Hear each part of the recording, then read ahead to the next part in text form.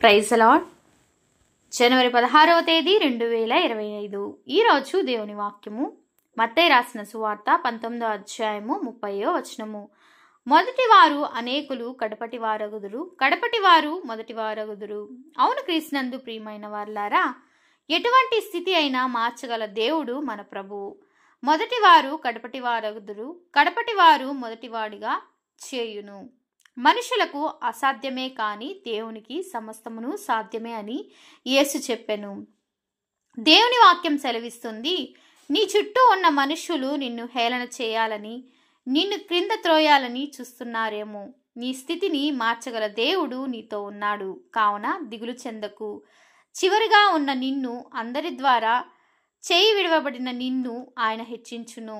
కావున నీతి, నిజాయితీ, యథార్థత, పరిశుద్ధత కలిగి జీవించదము. ఈ వాగ్దానం మనందరి జీవితంలో నెరవేరునుగాక.